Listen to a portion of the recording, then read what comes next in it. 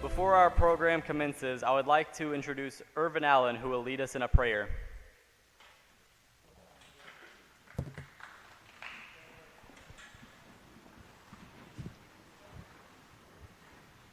Let us pray.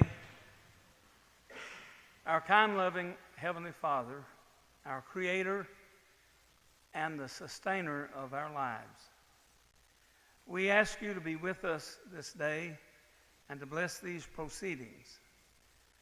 Lord, we have thankful hearts that we live in a country where we can vote freely, where we can go into a booth and there cast our ballot without fear for life or limb, and without fear for the well-being of our loved ones. Lord, help everyone here today, the candidates, the administrators, the observers, to realize that, as President John F. Kennedy said in the only inaugural address that he was ever permitted to deliver, that civility is not a sign of weakness, and that sincerity is always subject to proof. Lord, we ask that you lead us, guide us, and keep us as only you can, for it's in the name of our precious Lord Jesus Christ that we pray. Amen.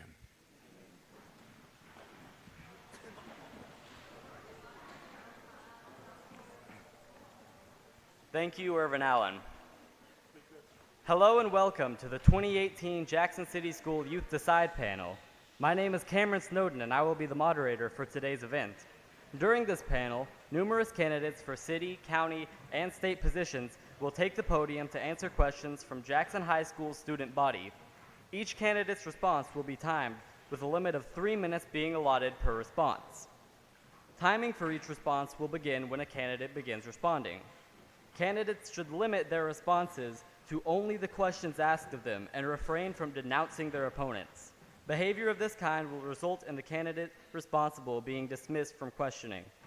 After all candidates for a given office have responded to all posed questions, candidates for that position will be asked to exit to the right of the podium and return to their seats, allowing for candidates of the next office of question to enter to the left of the podium.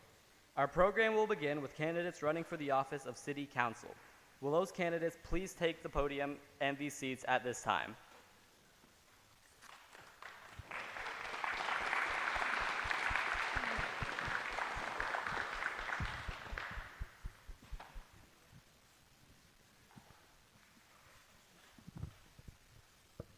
Hi, my name is Trevor Fugit. Why do you want to be a part of the City Council? Would you like to address from there so you can hear? Yeah.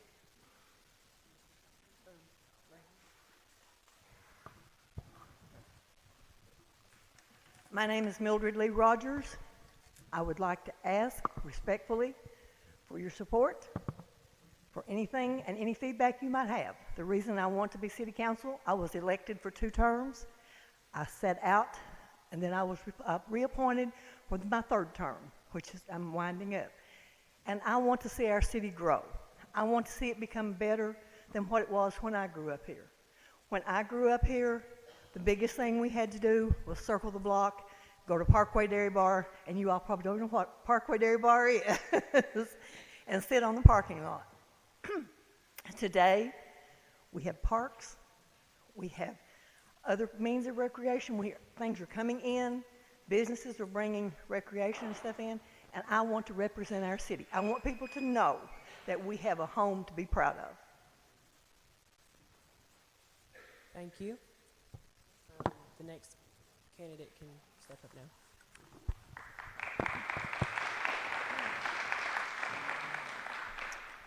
Thank you. I'd like to thank Jackson City School and this organization for giving us a chance here to speak today. My name is Steve McIntosh, and I'm running for City Council. I have represented the city of Jackson for 6 years now, and The reason I like to be a part of the city council is to make Jackson better, a better place to live, not only for the young people, but also for the old. I know a lot of the young people now, you're not really interested in new sewer lines, new water lines, garbage pickup. You know, that's later on in life. You can worry about that. A lot of the younger kids, they need recreation. They need jobs to look forward to. If you're going to prepare yourself by going to Jackson City and later going to college, you need to prepare yourself to come back to Jackson and have something to do, to work at and have a living and raise your family. If you don't have that, you're not coming back. So what's the point of having a good council or a good mayor if there's nothing here? The way I look at it, the city council is sort of like a ball team. We're going to elect a new mayor this year, and there's 6 seats available for the city council. There's 12 people running. It's like a ball team. If you have a good coach and a bad team, you have nothing. If you have a good team and a bad coach, you have nothing. There's 6 people going to represent you all, and everyone in the city. We need to work together. We need to see that there's people out here that not are just running for popularity, but you need to look at the people running. Do they have business sense? You know, running a city or a county is just like running a home. You have to keep an eye on your finances. You can't spend more than you're bringing in. A lot of time there is decisions made, maybe raising water bills or garbage bills, but that is passed on because everybody else is raising their rates. Sometimes we have to make bad decisions that are not popular, but I believe in making the best decisions for the people, not the popular decision. And I would appreciate you all to vote for me, and just follow your heart. You know what to do. You know what's best, for not only for yourself, but for the city. Just because you're young don't mean you're dumb. You're far from that. You're very smart, and a lot of our youth is a lot smarter than our older people. And you'll find out as you grow up that, you know, when you listen to older people when you're younger, when you get older, you'll be like, they're not as smart as I thought they were. So just keep us in mind, and we appreciate you, and God bless you all. Okay, next candidate. My name is Rich Bunton. This is the first time I'm running for an elected office. I am honored to try to run for this position. If elected, I pray and do hope that I will bring honor to this city in an elected way, not bring shame upon anybody or my family, so that when I leave that council at some point, if elected, that I can be proud of the way that I have served, and that my friends and relatives can be proud also. Running a city is a great responsibility, and those that have preceded me know very well how hard it can be. They know the consequences of making bad decisions. They know that they need money to do certain things, and their strings are pulled right and left by people in the committee who want this or want that. Will they always do the right thing? No. Will they always try to do the right thing? We pray yes. If elected, I would be honored to sit on the city council with all of these that would be elected this year. I respect those that have served and will serve in the future. I hope that I can be a part of what will take place in this city. I pray that if you choose to vote for me, then I would appreciate it. If you choose other people, that's fine also. But you will make that decision.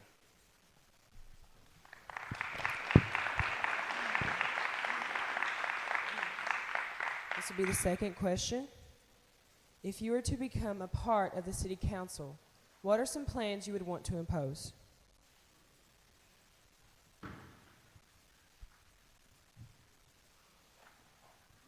If I am blessed to become and stay a part of the Jackson City Council, I look forward to getting more things in here. We're working on the intergenerational center, which is for the young and the old. More jobs, more things to entice you to come back home once you complete your education here, and to make our city a better place. I would like to see us have infrastructure that would entice other businesses to come. Thank you. Next candidate.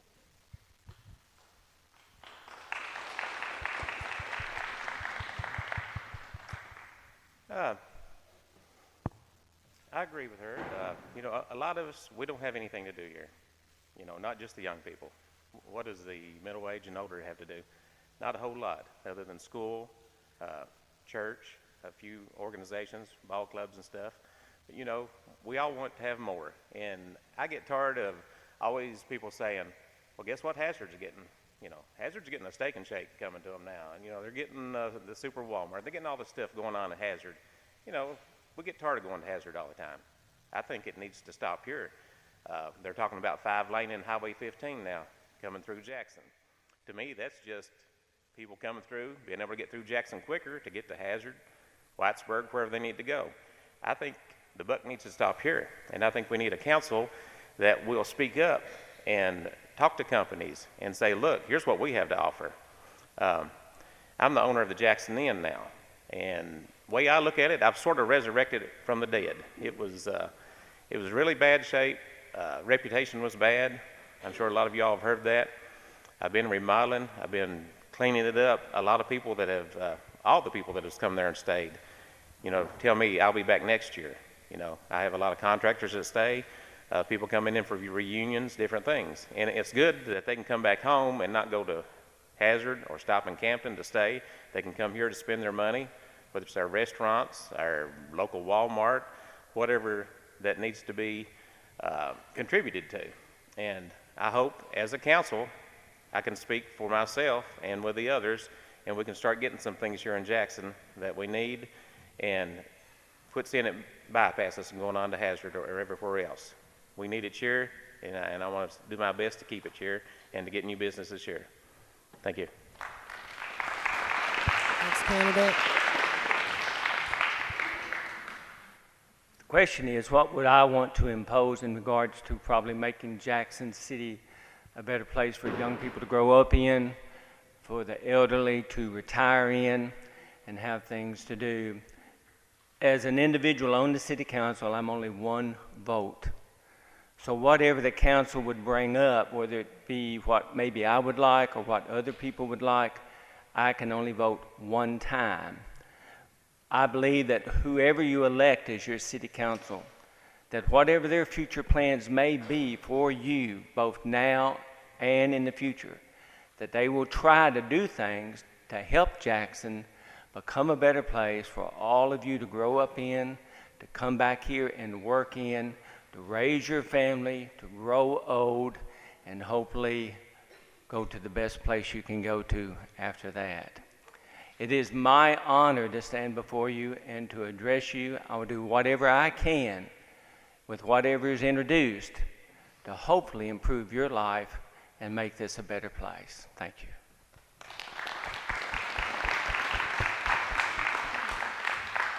My name is Sarah Mullins. There are many people in Breathitt County that have nothing to do in their free time. Do you plan on re-implementing or implementing activities such as a swimming pool or a rec center?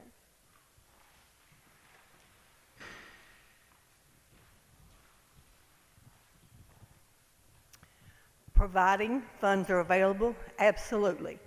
We look into that daily. And if you look at our park system, you see we're constantly adding to it.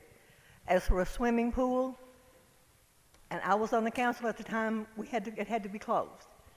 They would not give us money to repair it, and we could not afford to rebuild it. That's why you do not have a pool.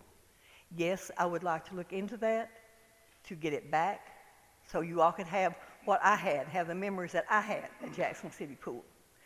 And as far as the recreation, anything that we can do, absolutely. As they have told you before, we are a group.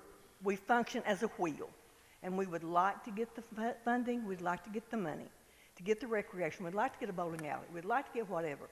But we're going to have grants, which we're looking for daily, and we have to have individual private support.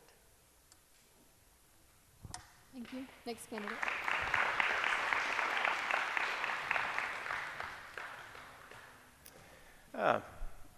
You ever wonder why Knott County has a sportsplex out in the middle of nowhere?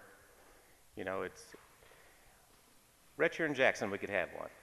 There's no reason not to, and I think the main thing is because of the people that is in charge of getting it. You're not going to get anything in life if you don't ask for it. And that's what I tell my daughter, Lakin Fletcher, that I'm not supposed to embarrass wherever she's at. But there she is. But anyway, just because you're young, don't think that you can't think outside the box. You know, I think constantly every day of ways to better things, to bring things hopefully to fruition in Jackson. Don't never think your ideals are dumb. Never think that, you know, I have to accept it the way it is. I hope to work as a city council person to bring more things to Jackson. You know, just like Prairie County, they had the Fucus Theater. Why did it shut down? I think it's because of the economy. If their economy is worse than ours, it's going to be hard for us. But the biggest thing we have to apply for here is grants to get this done, and we have to ask for it. We have to go to Frankfurt if we have to. We have to make contact with our legislation and be the ones to say, hey, let's not bypass Jackson or Breathitt County. Let's get this here, get it started. If you can have a sportsplex out in the middle of nowhere in Knott County, we can have it here in Jackson. Thank you. Thank you. Next candidate.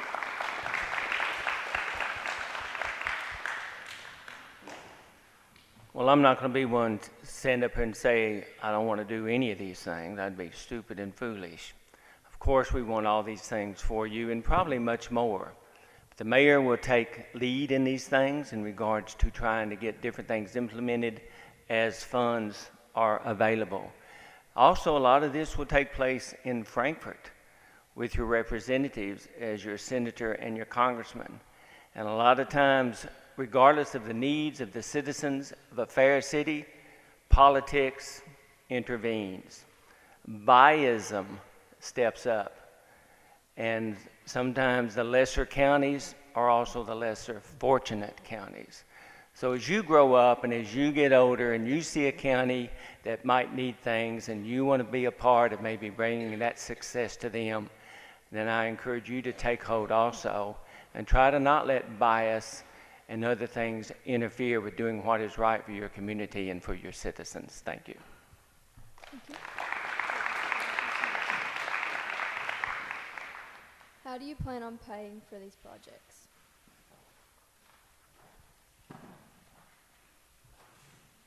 We pay for these projects, as I told you, with grants, and we do have grant writers. We have some of the best grant writers at our disposal. We find the grants, we find them online, they send us information, whatever, and we apply for them. We also encourage all citizens to take part and be willing to share your property, your buildings, to encourage and give an incentive to things to come in here. And I would encourage each and every one of you to come to a Jackson City Council meeting. See how it's run, see how it goes, and that way you will know. And that's, as I said, the way we pay for it is with grants and through private sectors, and there's very few private sectors out there today. There are businesses that want to come. Right now, we don't have everything to offer to some of these people that they want, but we're looking for it. And once again, I do encourage you all to come. Thank you. Next candidate.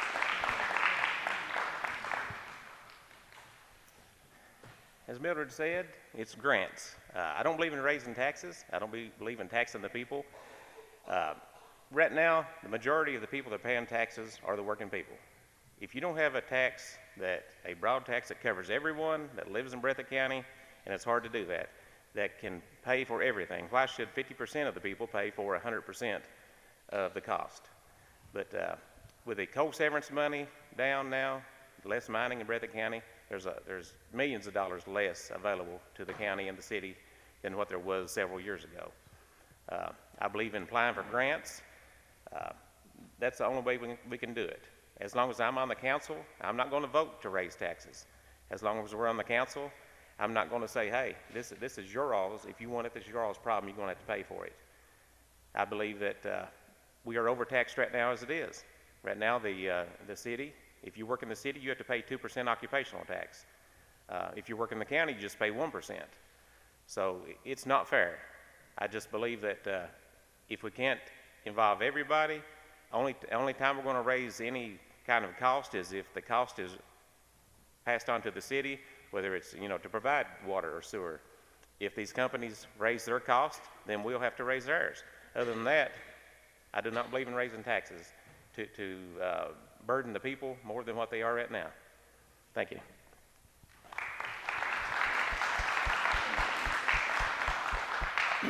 Being the director of the Breathitt County Senior Citizen Center, we too have financial needs and things that we want to do, but we have to have money to do that. And we have some people who write grants for us, but there's no money out there for Breathitt County Senior Citizen Center in the fields that we have looked at and checked into. So we would be able to do a lot more for our seniors if we had these grants. And so as my friends here have mentioned, it does take money. It does take having grants available. And of course, you've got to have good people who would be able to write and put those grants together so that we would have a chance, because you're going to be competing against other counties for the same thing. And so somebody's going to have to make a decision somewhere that, well, is Owsley County going to get it, or is Perry County going to get it, or is Breathitt County going to get it? So there's a lot of things that have to stack up and be in order for these grants to come down the pike in order to benefit you both now and in the future. Thank you.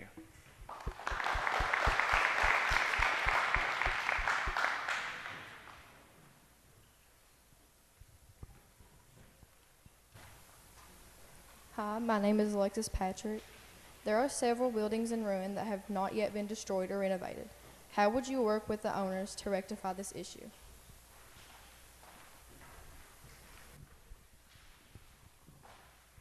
I can speak to you directly about that.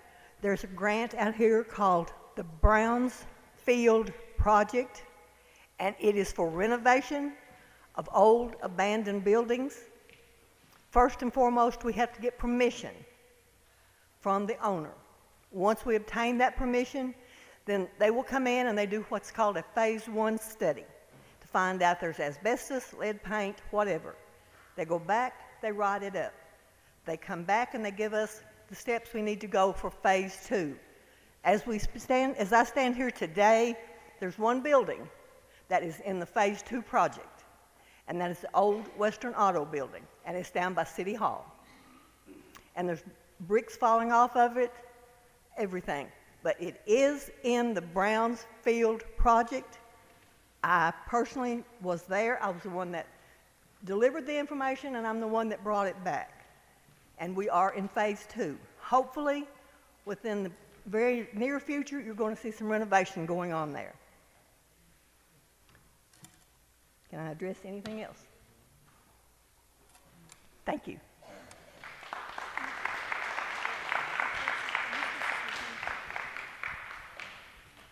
I think the question on the screen is not the right question, is it? Okay, all right. Speaking about the old buildings, if most of y'all remember the old Stacy Hotel down on the corner of College and Broadway, I bought that building and it was beyond repair, and yes, it's an empty lot right now, but it looks better than what it did. You don't have to worry about walking by and bricks falling off in your head or being an eyesore or whatever. And also the building across the street, which was I think the Stanton Dry Cleaners building. It's a grassy lot now. I bought that and tore it down.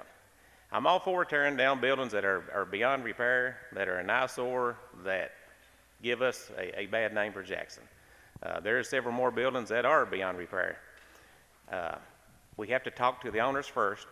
If the owners are not going to tear them down, or if they can remodel, rebuild, whatever, then the city, I think, needs to step in, and there is ordinances that we can impose on the owner. If they don't tear them down, the city can tear them down and then pass the bill on to the owner. In order for us to improve, we have to stay up with modern times.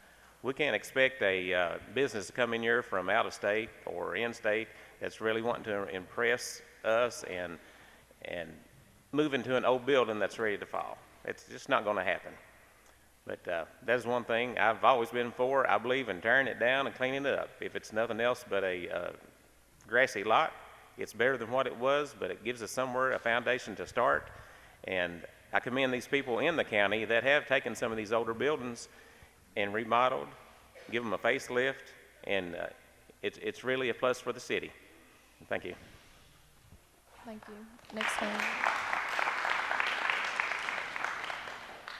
I think everybody would agree that when somebody comes into Breathitt County, they would like to see a place that is clean, neat, and beautiful. And they immediately will assume that the citizens and the families that live here take pride in their neighborhood, the streets that they live upon, the schools that they go to, and the businesses that they work at. As far as my participation in trying to help Breathitt County become what maybe they should become in regards to old buildings and dilapidated buildings, of course, I would vote with the City Council in regards to whatever they can come up with, whatever funds might be available in renovating or tearing down and doing some other planning in regards to making that site more pleasant to the eyes of those who live close or may come in from afar. Thank you.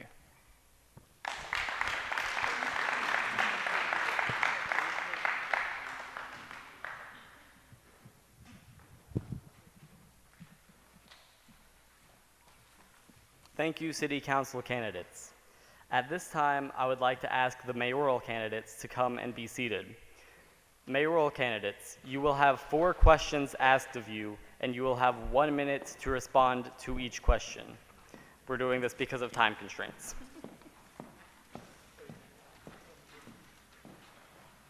The timing will be on a computer to the right of the screen.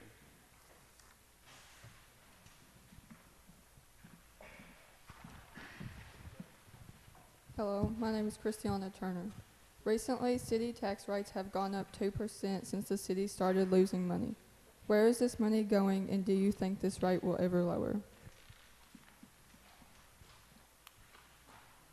First, let me say thank you for all your hard work to prepare for this, to understand what questions are important and what questions we want to hear. It's very simple. The process of raising money is difficult and it is ugly. Taxes are never really the option. But sometimes councils have to do that. And that has happened several times in our past. Fortunately, we've been able to raise and then lower those taxes when they're no longer needed. The city of Jackson saw a very serious issue that was coming with our water and sewer department. And several years ago, they raised that 2% to help cover those expenses with renovating and restoring our water and sewer system. Without that money, it could never have happened and would never have happened. Since then, we've revitalized many of our lift stations, and our sewer lift stations are up and running.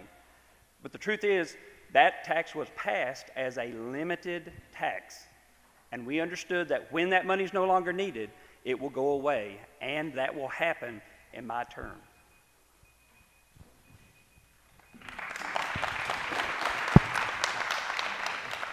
Good afternoon. I'm Laura Thomas, and I appreciate you guys having us up here today.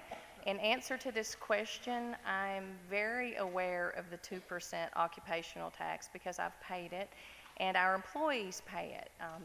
I am not currently on City Council, so I don't know specifically where the money is going, and I don't know if this rate will ever be lowered. I would hope that this rate would be lowered. My memory is about 5 or 6 years ago, the business owners and people in the city were told that there was a debt that needed seriously to be retired, and that raising the occupational tax from 1% to 2% would retire that debt. And it was my understanding that it was going to just stay on there for a year, and then that it would be lowered back to 1%. So I don't know the exact answer to this question, but I do hope to see that lowered in the future. Thank you.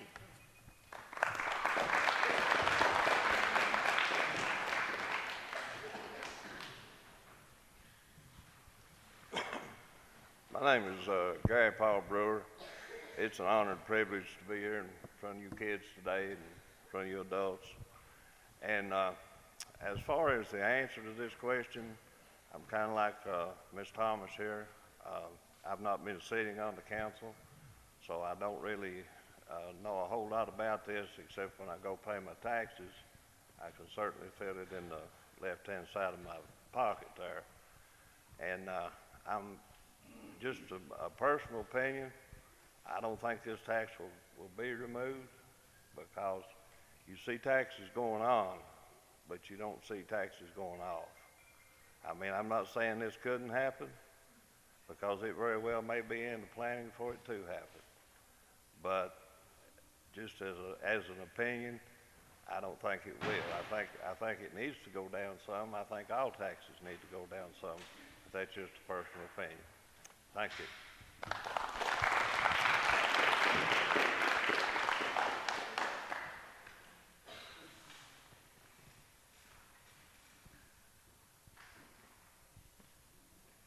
In recent years, there has been an increase in break-ins and crime activity, especially in South Jackson.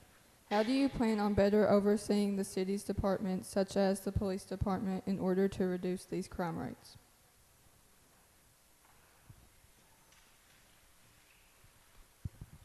Well, it's important to understand first and foremost that the break-ins are the symptom of a much bigger problem. The break-ins are the result, to be quite honest, of our drug issues that we have here in town. We're seeing that not only in the city, but we're seeing that out in the county. We're seeing that across our region and around the nation. The problem is, how do we address the drug issue? Well, we've tried several different things over the years, and the truth is, you have to have a multi-pronged approach. It cannot be just arrest and punishment. It must be treatment. It must be counseling. It must be families involved. It must be a community and a holistic approach. We solve our break-ins by solving our drug problem, by addressing our drug problem. We solve our break-in issue by addressing the joblessness rate that we see in our community. We solve our break-in problems by looking at the much larger picture and saying, this is one of the problems that we must address. We met on Monday this week to plan a new approach called the SPARK program that is coming to Jackson to address that issue.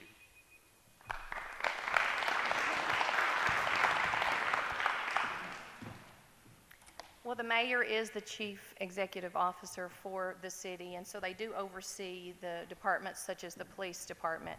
I would agree with Mr. Bowling that we do have issues with drug problems that cause a lot of the crime. And I can tell you what I won't do is, rumors are running rampant that if I'm elected, I would get rid of all the city policemen. Well, that would be crazy for anyone to believe that, because we have a fine police department. I think that they do a great job as our other departments of the city. So I think to have the police that are well trained, they have professional development to understand how to handle particular crime, and especially how to handle things that deal with the drug problems. And I just think having the police department well trained and well staffed, have the resources that they need to fight crime. Thank you.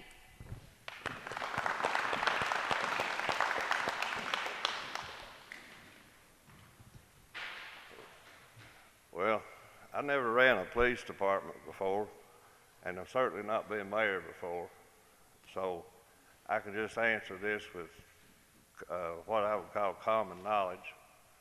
I feel that there needs to be a patrolman, like going down Railroad Street in South Jackson, so many times a night that the people can count on that policeman being there. The people working together in this thing.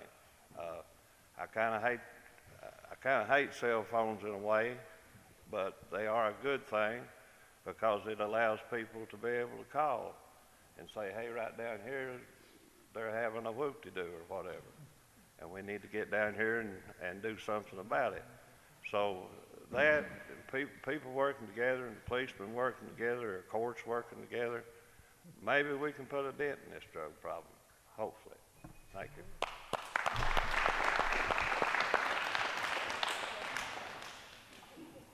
My name is Hannah Noble, and in order, what do you believe the city's biggest challenges are, and in what ways would you handle them?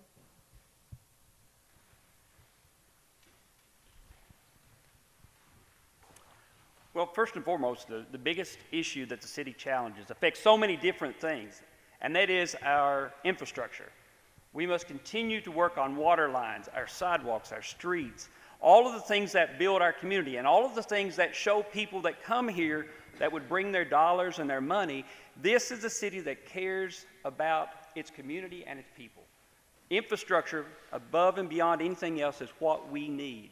When we have companies that come here, and we do have companies that come to look at Jackson to bring jobs, and they see we don't have gas available here, we don't have electricity that they need for there, they turn around and they walk away to another community that does. We have to build our infrastructure first and foremost. Second, I would say probably our drug issue is our second largest problem, and we've addressed that. Third, I would say recreation. We are building parks, we're doing things, but not everyone uses those parks. We must diversify what we're doing and offer not only to middle-aged folks, young kids like me, and some older folks out there that are looking for things to do.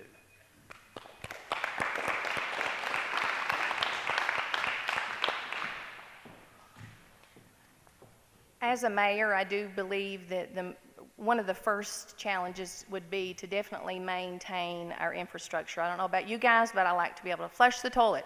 So yes, water, sewage, all of that, streets that you can drive to work on, and certainly the police department and the fire department, all of that is very, very important.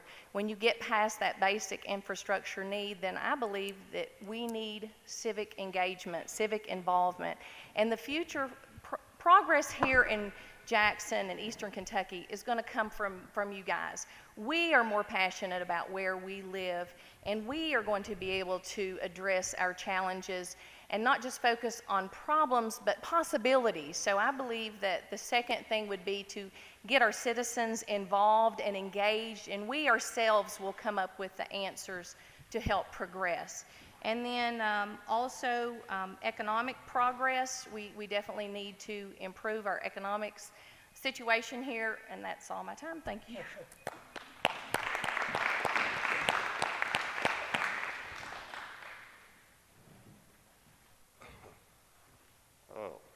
To me, one of the biggest problems that we've got here in Jackson is you know you're in Jackson when you crack the window and you take a big, and if it's a big humid night, I challenge anybody to ride from the Dairy Bar to the Jackson Inn with their windows down. You can't do it. It stinks. It's awful. Until we get this smell took care of, are people going to come and stay with us? Are people going to stop at Steve's and want to stay all night whenever that air conditioner is sucking in sewage for them to smell all night? I don't think so. Hazard just got through getting a grant for a new sewage plant. I don't see any reason why we can't get one. This one that we've got over here, if I recall, it was probably built in the 1960s. I think we're due one. Thank you.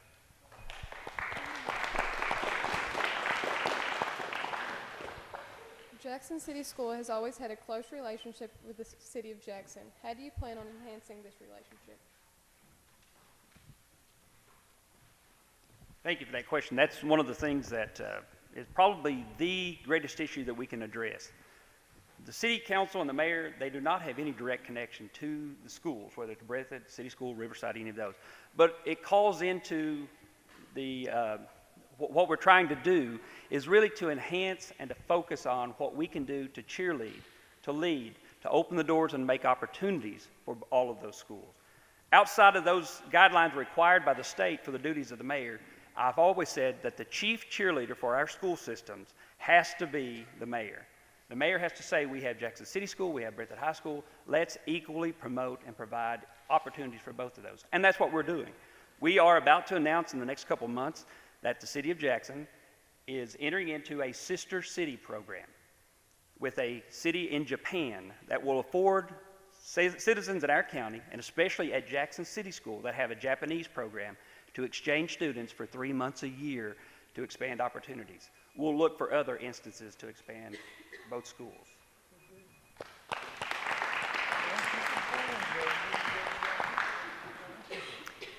I believe in collaboration, whether that is collaboration with city schools, county schools, the colleges, nonprofit organizations, for-profit organizations. As a community, we can get so much more done by working together, that synergy of groups working together, and not have turf wars where this is my building, this is my space, this is my program, I'm only supporting this program. We need to work together, and I believe that is the key to further enhancing the relationship with the city and the city school and the county schools and the colleges, and for everyone to look at all of the many things that we have and use those together to see we can make the most out of what we have. Thank you.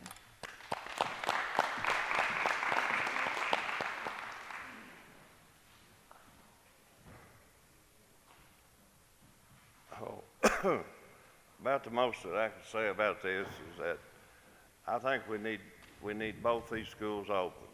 We need Breathitt High School, we need Jackson City School, and we need them for many reasons. You know, if a child gets kicked out of one school, well, that's kind of bad. But what if that child is innocent and then it has no other school to go to? Well, now, if it gets kicked out of Breathitt, it can go to Jackson. If it gets kicked out of Jackson, it can go to Breathitt. I think we need to always have that option, and I'm 100%, and if I am mayor, or if I'm elected mayor, I will be 100% for keeping Jackson City School open. I'll be 100% for the city of Jackson working for them, and Breathitt High School too, in any way that we possibly can.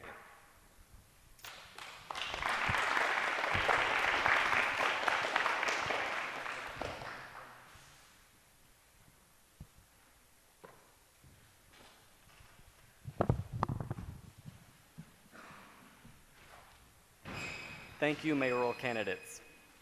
At this time, will candidates for county clerk please take to the seats? The seating, rather, sorry.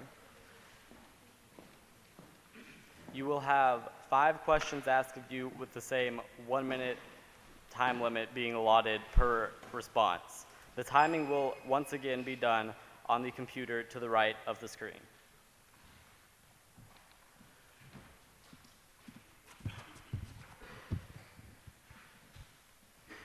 My name is Julie Holland. Providing access to public information is an integral part of the county clerk position. What improvements will you make to increase access to public records?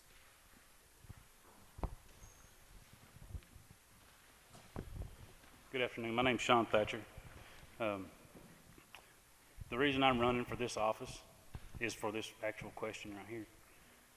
I want to put as much access as any documents that are available to the clerk's office be put online, where you don't have to come into the clerk's office. You don't have to come in there and do things that you have to do now. I'm for updating systems, updating anything, getting any kind of grants we can get to provide services that keep you from having to come in the clerk's office. Online thing, you know, put things online. Like that's how the world works now. It doesn't work in stacks and stacks of books and papers. Everything's online.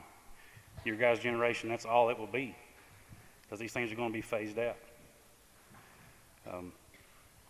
8 seconds. Thank you all very much.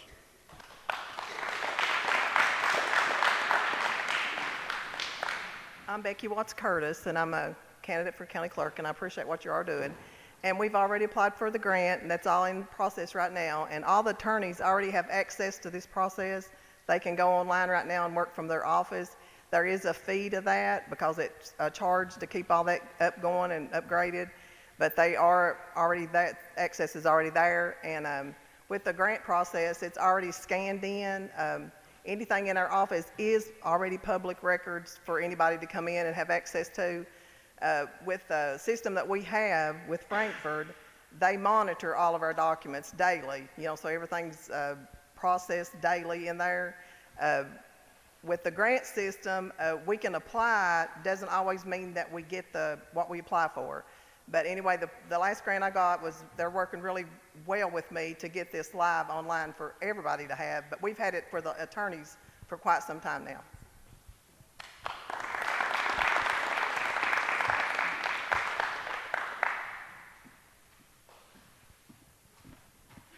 My name is Brittany Dennis. County clerks work with confidential information on a daily basis. How do you plan to maintain the confidentiality and keep personal information secured? There's another great question. I feel that there is a lot of private information held in that office. Have your social security numbers, have addresses, signatures. 30 years ago, this wasn't a problem. Nowadays, you can take someone's signature, their social security number, you can ruin their life with it. That's just the facts of how things are now. You go into the clerk's office. There's paperwork everywhere. Now, I don't know what's in all that paperwork. I'm sure Ms. Curtis does. But we need to secure that stuff. Put it in a locked place and also do background checks on our employees and background checks on people that come in there to do business there. Make sure they're not there to, they don't have a crime against them that say stole someone's information before. That stuff is a big deal and it needs to be addressed. Thank you.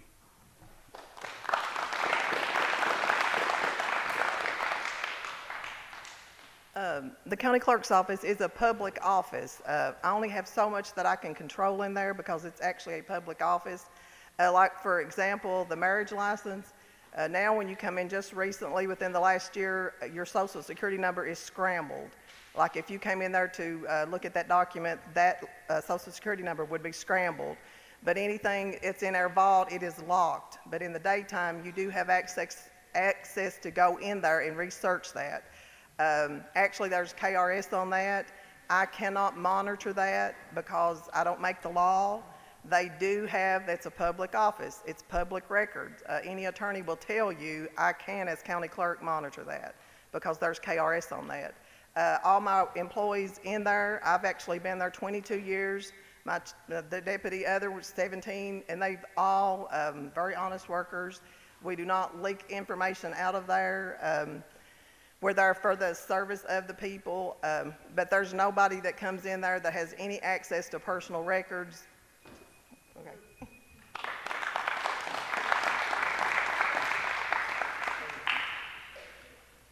My name is Sailor Bowling. We are known for our low voter turnout rates, and many advocates have pushed for reforms to ensure that everyone has the right to vote. Among these are designating Election Day as a national holiday, holding voting on the weekend, or designating 2 or more official election days. What are your thoughts on these reforms, and how will you implement them as the county clerk?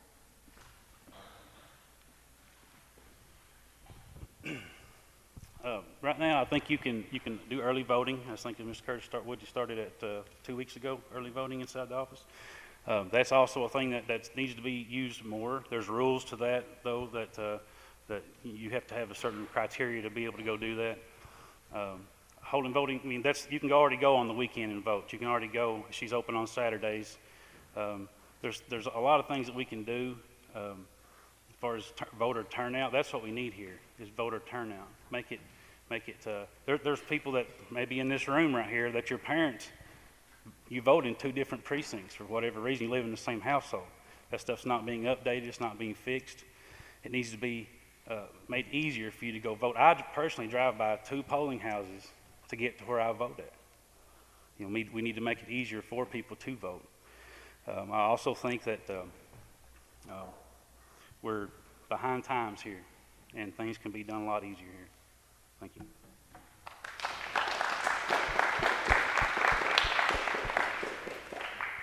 Okay, in the county clerk's office, there's a Republican Party chairman and a Democratic Party. Like, just because you're the county clerk, you don't control all the laws. Like, we meet any decision that comes up. We try to never deny a voter his right to vote. And we do, like, if we see something that can be better. Used to, we had little bitty places that you went out and do the polling thing. We've got schools now that we vote in that we used to not have. And we do try to get commercials on the radio to encourage people, especially the young people. Now, used to, you didn't do it when you done your driver's license. Now, when you come in to do your driver's license, it'll automatically vote you unless you decline not to vote. I do wish more people got out to vote, more turnout. As far as wishing it was a holiday, I do wish that it was. But State Board of Election controls all that. I go to all the meetings that they have. I've only missed one since I've been the county clerk. to try to voice my opinion. Sometimes they listen, sometimes they don't. There has been some changes, but as far as the voter turnout, I think everybody would like to see a bigger voter turnout. Sometimes the weather has a lot to do with that. Okay. Thank you all.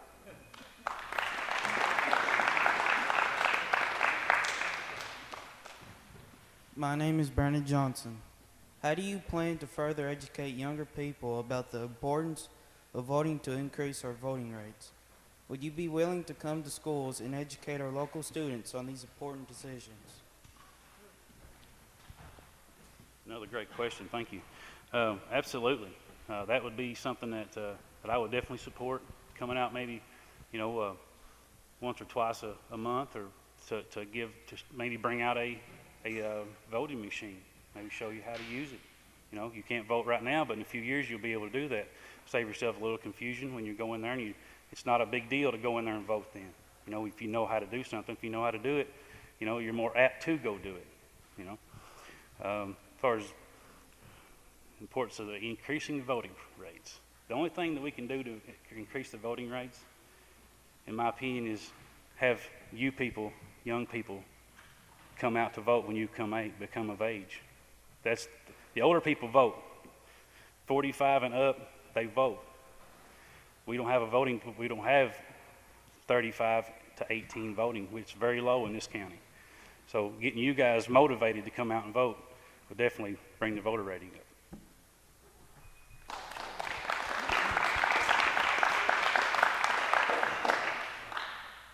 Yes, I would definitely do that. I actually went down to the high school and done a seminar on it when I was invited. And like this time, for you young people that's real good on computers, we have an e-pad that's going to, you come in, and when you register to vote, you come in and sign in on that.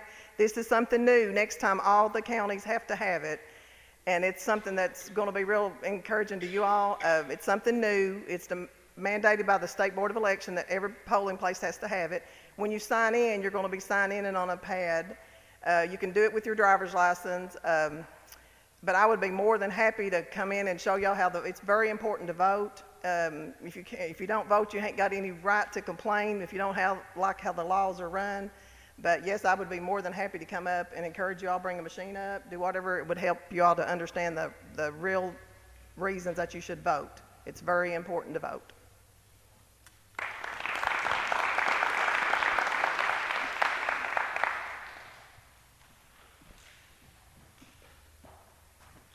My name is Bray Noble, and what new processes or technology will you use to handle elections more effectively, and what is your timeline for these changes? As soon as possible. I'm of the opinion that we can do this process so much better. That's why I'm running for elected office, why I'm running for the county clerk. I think the more good qualified people would come out to vote if maybe they thought they had a chance to win. Maybe the efficiency of this office for years has been in question by a lot of people here. There's so many people that go out of town, do different things, don't pay their taxes here in Breathitt County because of the clerk's office. Not because of Ms. Curtis personally or her predecessor, just because of the way it's ran. It needs to be done in an efficient way. Run it like a business, not like a government office. It needs to be ran like a business because you are our customers coming in there.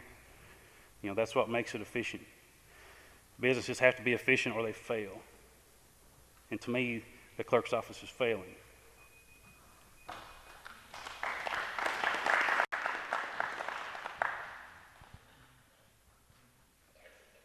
Everything goes through the State Board of Election. Like, there's a process that everything has to do. Like, as far as technology, just like the e-poll books that's coming out, there's a timeline on everything. We had to go to training for that. I want it to advance, but I can't make it advance any sooner than it's going to advance. But yeah, I'm for technology. With the voter system, I can't delete a person out of the system. It's a process. I can report our obituary column, but Vital Statistic has to produce a death certificate in order to delete a voter out of the registration system. Being the county clerk, you can't wave a magic wand and have anything to happen. I'm just an employee that's trying my best to have a honest election run. And if any of you kids would ever want to come down and see how the clerk's office operates, you're more than welcome to. If you have an interest in politics, someday we have a board meeting, you can see how the Republican Party, the Democratic Party runs, because you need to get an interest in politics. That's what runs our nation. Technology, it's coming. We have to do that part with the EPO books. Come by the office. I can show y'all right now how one works. Next. Your time has elapsed. Okay, thank you. Thank you.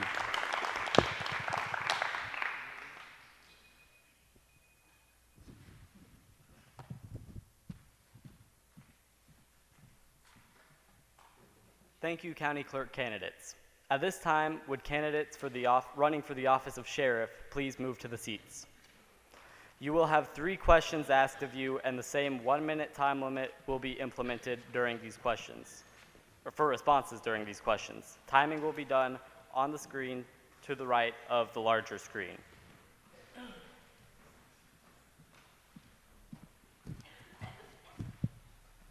My name is Xander Terry.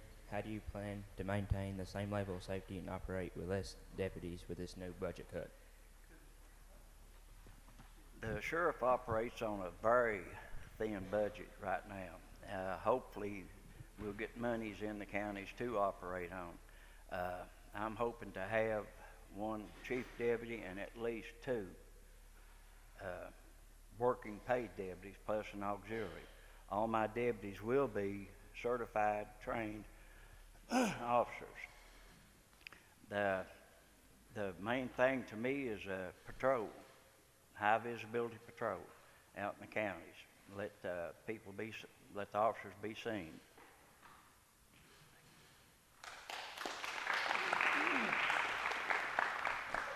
My name is John Holland. I'm a Democratic nominee for Breathitt County Sheriff.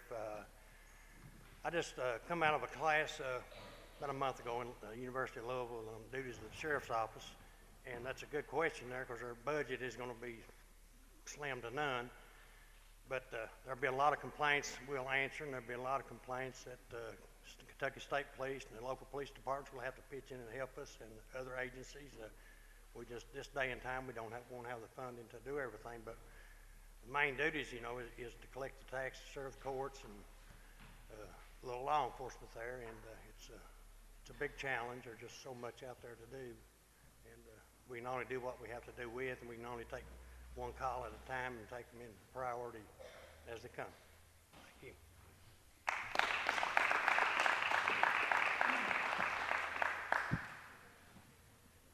My name is Drew Botner, and what new enforcement methods do you plan to implement to discourage and or stop the overall abuse of opioids in Breathitt County?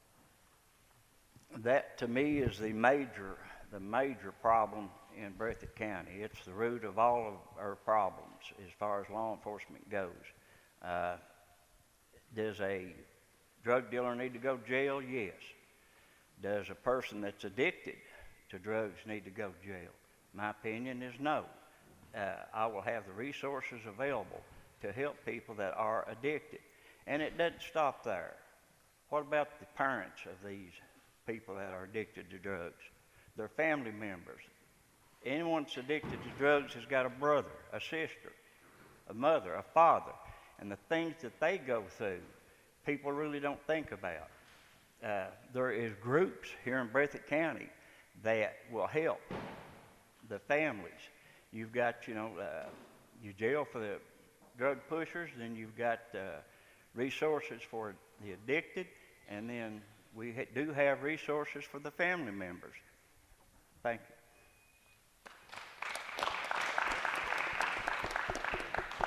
We're not going to be able to stop the abuse of it. We're going to have to try to educate, treatment, and it affects us all. It affects everybody in this room somewhere or the other. You can't say it don't, because it does. You've got a friend, a relative, or somebody. But education, treatment, like I said, jail's not for everyone. But jail, someone has to go to jail because you're not going to rehab all of them, rehabilitate them. It's not going to happen. It would be nice, but if we can rehabilitate one, we've accomplished something. Thank you.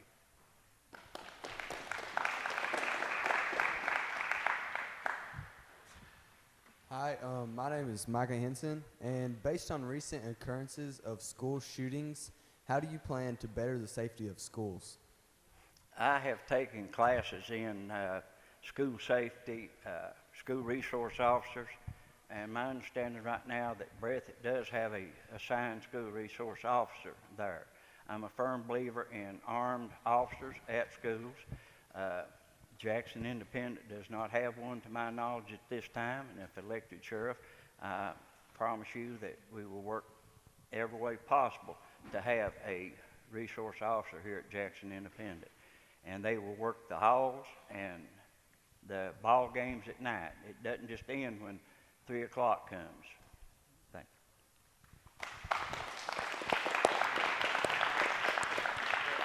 I also have had classes on that, and that's a, you know, this day and time it happens everywhere. It just happened a couple of days ago, and you know, the funding. We need to work together with the city, state, and local agencies to get security in these schools. Any one of us could probably get into any school if we wanted to bad enough. You're not going to stop people from doing things, but you can work on it and try to slow it down. It's just something that we're all going to have to work with the schools and local groups, and have classes in school about a school shooting and let them know what to expect, because it's real, it happens, and you know, we've been very fortunate here in Breathitt County considering some other places. Thank you.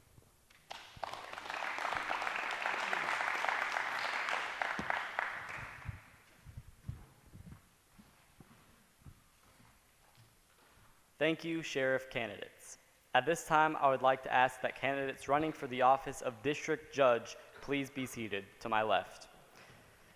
You will have 3 questions asked of you once again, and you will have a 1-minute time per response per question.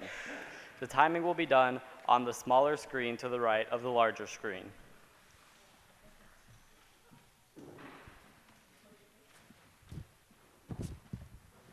Hello, my name is Ethan Pugh. In recent years, county jails and holding facilities have become overcrowded, and as a result, some criminals get an early release. How do you plan to combat this situation while still remaining in law requirements? Thank you.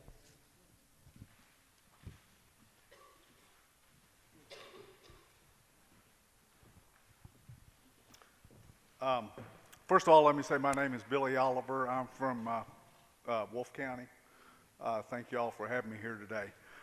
That's a good question. It's a tough question. It's kind of a balancing act as far as, you know, certain people need punished, and then you've got competing needs. I know a lot of counties don't have jails, and it costs money to house these prisoners. So it's like a constant battle to try to punish people for committing crimes, while at the other hand, keeping costs down for the local governments, because it can become a big drain on the local governments to house prisoners, you know, meet their medical needs. So I don't think there's an easy answer to it, but you just have to take each situation as it comes to you, and you know, put it in the balance. So thank you.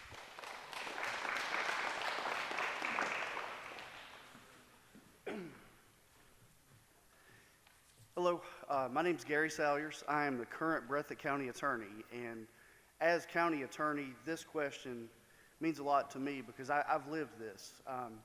We have a constant struggle trying to balance sending people to jail, protecting our citizens, versus what a drain that is on our county and our city. It costs us $35 per day per inmate to house currently. And as county attorney, I've got to decide, you know, how much punishment does this person need versus how much it's going to cost the county, and it's a tough balancing act. And quite frankly, it should never factor into the equation when you're trying to figure out what's right. The bottom dollar should never come into that equation, but it does. So what we have done is we've implemented the Rocket Docket program with the Commonwealth Attorney's Office. And what that does is it gets people into rehab quicker, bypasses the grand jury procedure, and saves thousands and thousands of dollars, and that's been a huge success for us. Thank you.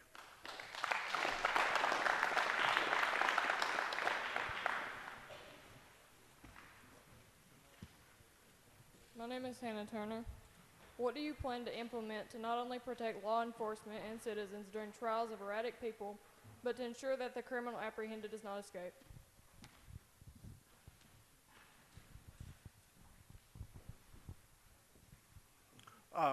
If I understand your question, you're talking about protection of the public, say, for someone who's a dangerous criminal coming into the courtroom.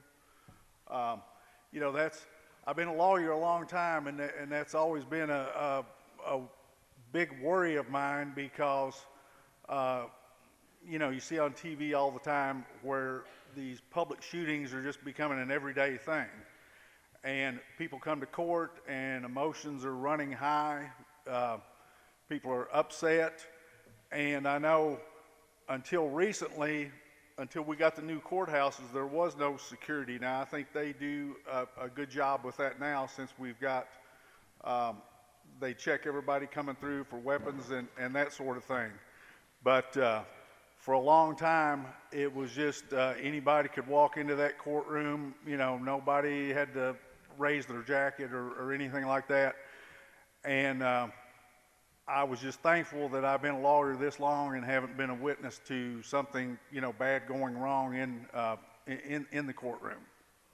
And I hope the security is going to, you know, with time is going to continue to improve. And the new courthouses have remedied a lot of that situation. So, thank you.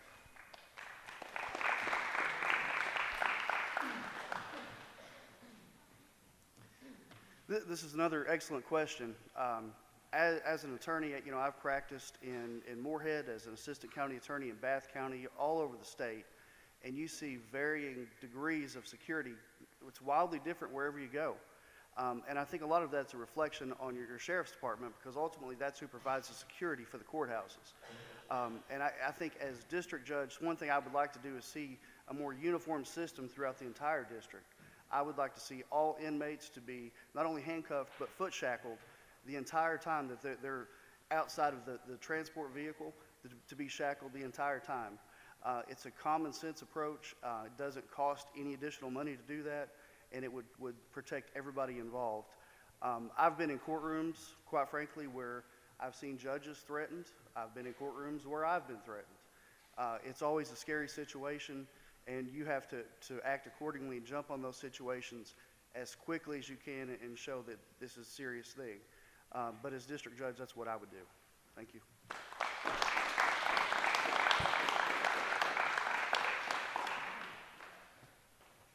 Hello. Hello. Hello, my name is Jaden Jett. What is your philosophy on judicial activism, and will you be able to remain impartial in trials involving friends and family?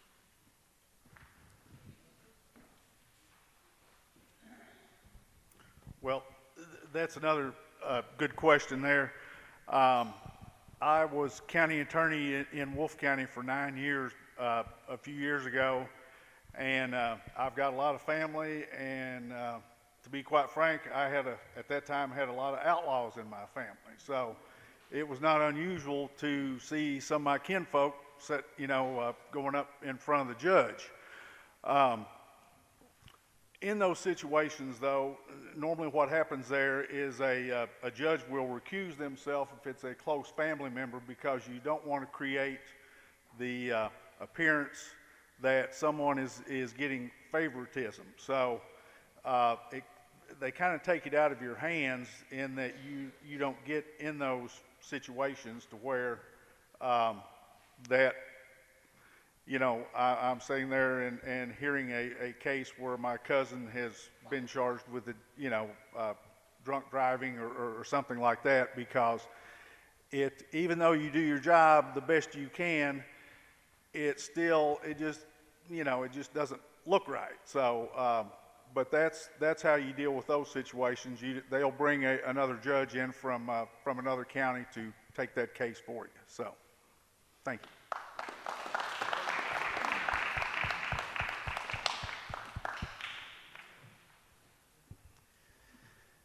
I guess this is our last question, and I know we've been pressed for time, so I've not got a chance to thank you guys first and foremost for doing this. This is an awesome event. I really wish this sort of thing was around when I was in high school many, many years ago.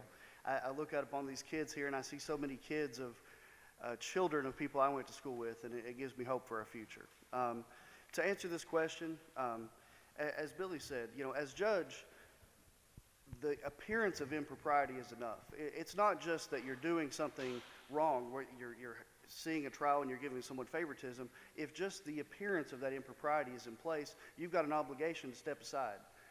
And I think that is clearly the standard that you have to be held by. As county attorney, it's different. I have people that have come into my courtroom who are family members. We live in a small community.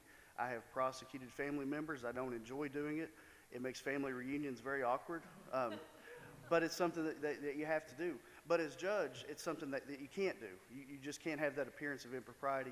And as judge, if there's ever a case involving a family member or friend, you step aside immediately.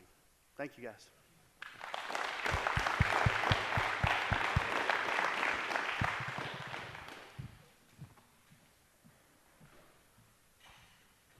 Thank you, district judge candidates.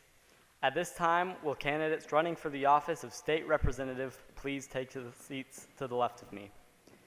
You will have 4 questions asked of you, and you will be timed with 1 minute, 15 seconds per response per question. Thank you. First of all, thank you very much for allowing me to be here today. I like being here, and I want people to get excited about voting. You are our future, people in the stands, people over here. If we don't realize that and get people involved in the process, get people out, I'm the only person here today running for a state office that took the time out to come out and answer your question. And that tells you a whole lot about public service and what you need to be looking at as we go forward.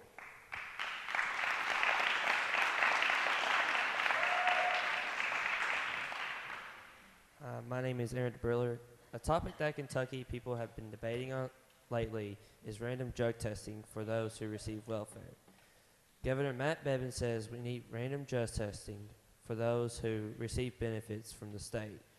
One of the first things these people are needing in order to assimilate back into society is to pass a drug test, and they can't. Do you agree with the random drug testing? If so, how do you plan on making that happen? No, I do not agree with random drug testing. First of all, who's going to pay for it? Random drug testing is not free.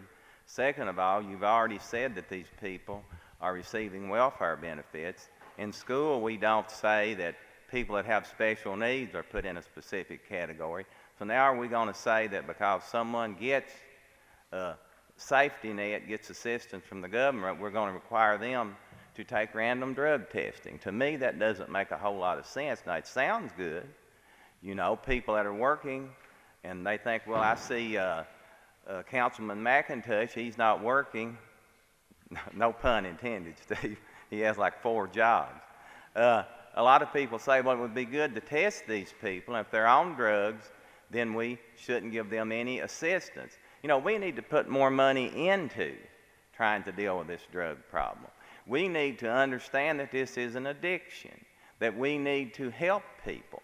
Just like County Attorney Salyers and Mr. Oliver said, we need to put more into trying to help people and less into requiring them to jump through hoops just to try to survive.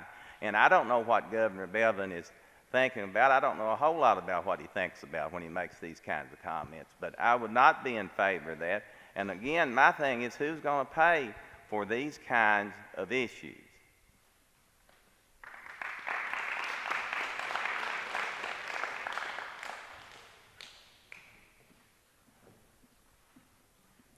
My name is Natalie Fugit. Regarding education, the Center on Budget and Policy Priorities reports that Kentucky has cut its funding base more than most other states in the past few years. Richard Inez from the Bluegrass Institute for Public Policy Solutions suggests cutting the number of aides and administrators within our schools so we can hire more teachers and provide them with better pay. On the other hand, Senate Education Committee Chairman Mike Wilson suggests making bigger classes so there would be less teachers and we could pay them more. Do you feel either of these suggestions would be effective? Natalie, thank you for that question. I served with Chairman Wilson, and I don't think making bigger classes with fewer teachers would accomplish anything. We need more invested in public education, not less. And we need to support our teachers. We need to fulfill the promise that we made when we told them that they would have a pension when they retired. And we're not doing that. And we're also, one of the most asinine things I've seen come out of state government the last couple of years is the fact that we're now saying that teachers don't have to have as much education, yet they have to teach more and be more knowledgeable about their subject. Well, I'm not the smartest guy in the room, probably. That doesn't make any sense to me. Cutting the number of aides in schools, you know, we have special needs students. We have students that need a lot of assistance, and those aides are on the front line. You know, aides, bus drivers, the custodial staff, the cooks do not get enough credit. They do so much work in our schools. And the family resource centers, when I was in Frankfurt the first time, all I heard was we need to cut the family resource centers. And those people do some of the most effective work in our schools than any of the other people there. You know, we have too many people not understanding public education in Frankfurt.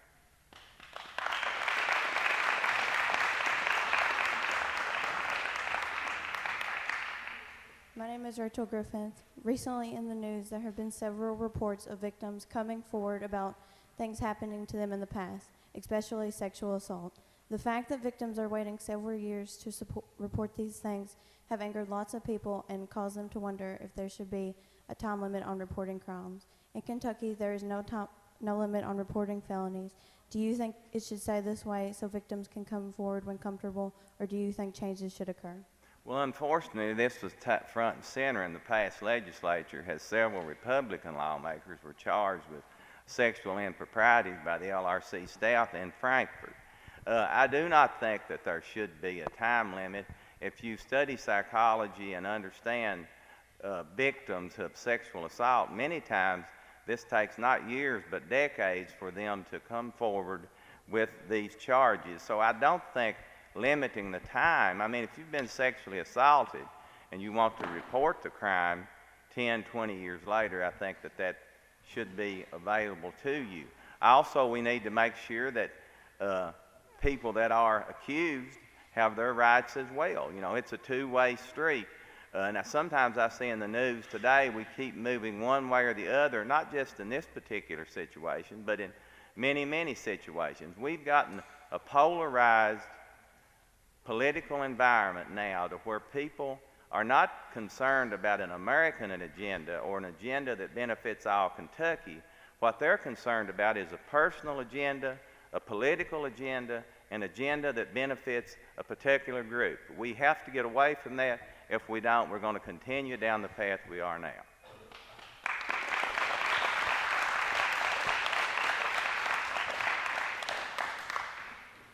Hello, my name is Elizabeth McIntosh.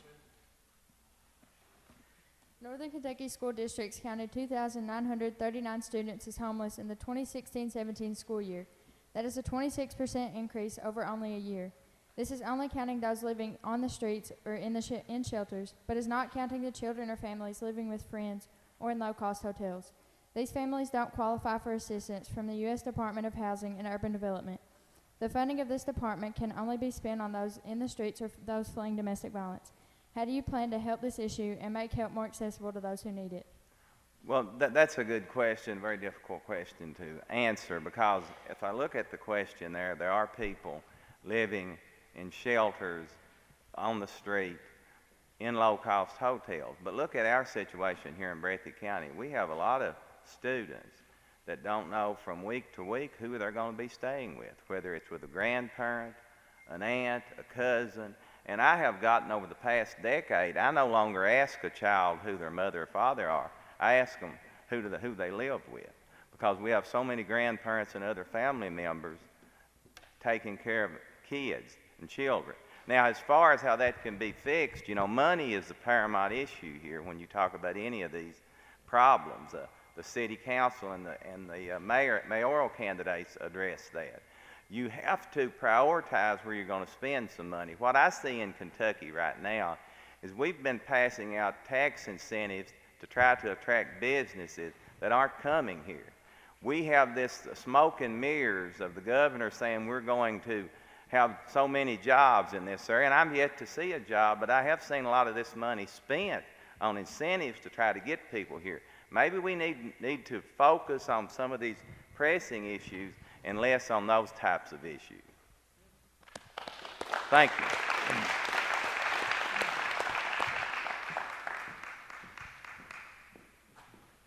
Thank you, State Representative candidate. At this time, I would like to introduce sophomore Ethan Pugh and senior Elizabeth McIntosh to give a closing summation of today's event.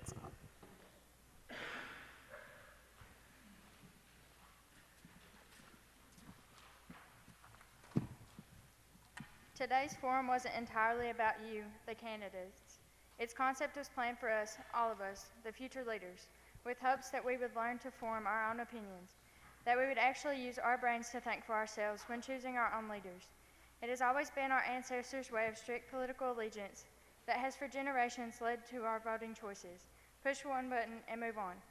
Today we actually studied you, your duties, we listened, we questioned and we challenged you, and we challenged ourselves to look beyond red and blue, beyond Democrats and Republicans, to find true leaders driven not by selfish desires of power or financial gain, but sound workable ideas, because our county faces many obstacles in the years ahead.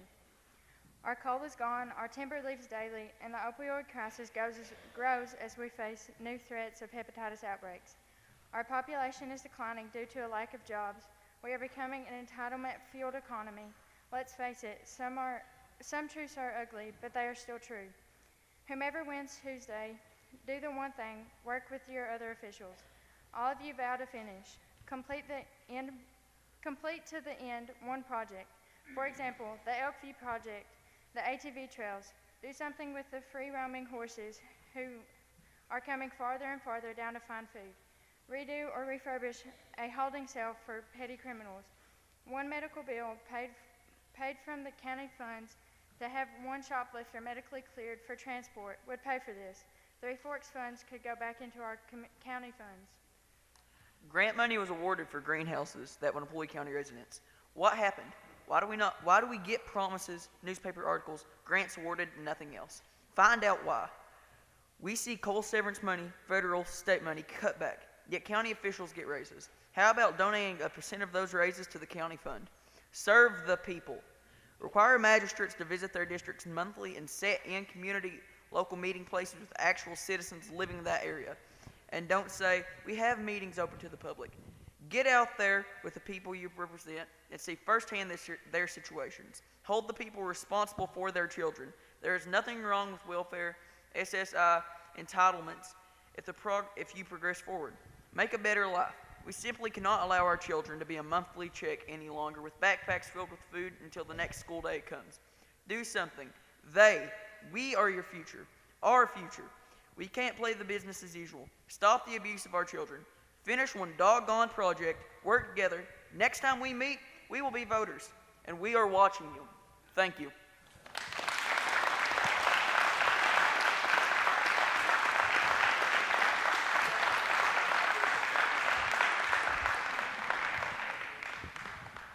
After our program ends here today, I would like to ask that all candidates please stay to have their pictures taken with the student body.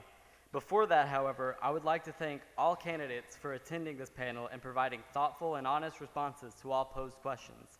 I wish you all the best of luck in the polls this November.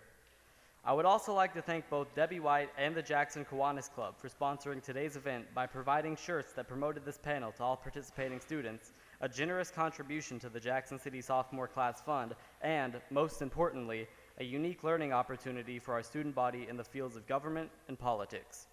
Furthermore, I would like to thank Mr. Sewell for his help putting this program together, and the Jackson City student body that did not participate in this Q&A for being so attentive during the questioning. Regardless of your political affiliations, I encourage all eligible attendees to vote in the upcoming election.